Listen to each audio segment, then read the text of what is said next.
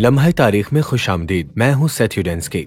आइए किताब मुकद्दस के ट्रिविया सवाल से आगाज करते हैं, जिससे आप अपने दोस्तों को हैरान कर सकते हैं। इसराइल के शुमाली बादशाहों के अलावा वो कौन सा वाहिद बादशाह था जो यहूदा के कबीले से नहीं था? आम फहम ये बताता है कि दरअसल वो इसराइल का पहला बादशाह था।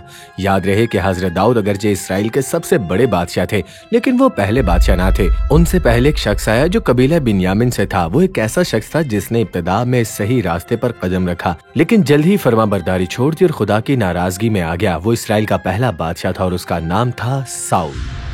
साउल कबीला बिन्यामिन के एक निस्बतन खुशहाल घराने से ताल्लुक रखता था। उसमें बादशाह की तमाम जिस्मानी खसूसियात मौजूद थीं। कद में लंबा, लोगों में मकबूल और बज़ाहिर खुदा ताला के लोगों का सरदार बनने के लिए एक बेहतरीन इंतखाब, जैसा कि हजरत सैमुएल ने बयान किया। लेकिन साउल का तख्त पर बैठना दरअसल बदी का नतीजा था, क्योंकि बनी इसराइल ने, जैसा कि हजरत सैमुएल ने उन्हें खबरदार किया था, खुदा ताला को अपना बादशाह मानने से इनकार कर दिया था। वो दूसरी कौमों की तरह होना चाहते थे। तो खुदा ताला ने, जैसा कि वो अक्सर नाफरमान गुनाहगारों के साथ करते हैं, उन्हें उनके दिल की ख्वाहिश पर छोड़ दिया और उन्हें एक बादशाह दे दिया। साउल ने 1052 कबल मसीह से 1011 कबल मसीह तक इसराइल पर हुकूमत की। उसकी बादशाहत का आगाज किसी हद तक पुरुम्मीद था। वो अपने दुश्मनों पर कामयाब रहा, मगर ये कामयाबी ज्यादा देर तक ना रही। कई बार साउल ने खुदा ताला के अहकाम की नाफरमानी की या सिर्फ जुज़वी तौर पर माने।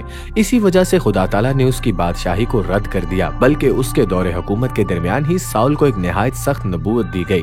खुदा ताला ने कहा कि बादशाही उसी के हाथ से छीन ली गई है और किसी और को दे दी जाएगी। उस वक्त से खुदा ताला ने साउल को अपनी गुनाह आलूदा ख्वाहिशात के हवाले कर दिया और नतीजा उसके लिए तबाहकुन साबित हुआ। वो अपनी जिंदगी के बाकी हिस्से में बुरी रूहों से अजाब पाता रहा। साउल का खुदा ताला को रद्द करना और खुदा ताला का साउल को रद्द करना इसराइल की तारीख के लिए एक इंतहाई खुशहाल दौर का सबब बना, क्योंकि खुदा ताला ने वाकई बादशाही साउल से छीन ली और किसी और को दे दी। वो मुस्तकबिल का ताकतवर बादशाह एक छोटा सा चरवाहा लड़का था जो बैतलहम से था और जिसका नाम था हजरत दाऊद। साउल की हजरत दाऊद से पहली मुलाकात उस वक्त हुई जब इसराइली कौम फलस्तीनियों के हाथों घिर गई थी और उनका एक चैंपियन था, जालूद देओ। कोई भी उसको शिकस्त न दे सका और सब खौफजदा थे। ये साउल की जिम्मेदारी थी कि बतौर बादशाह वो जालूद से लड़े, मगर वो भी बाकी कौम की तरह डर गया। तो नौजवान हजरत दाऊद ने साउल और उसकी कौम की जगह लेते हुए चैंपियन के तौर पर खड़े होकर जालूद को हलाक किया।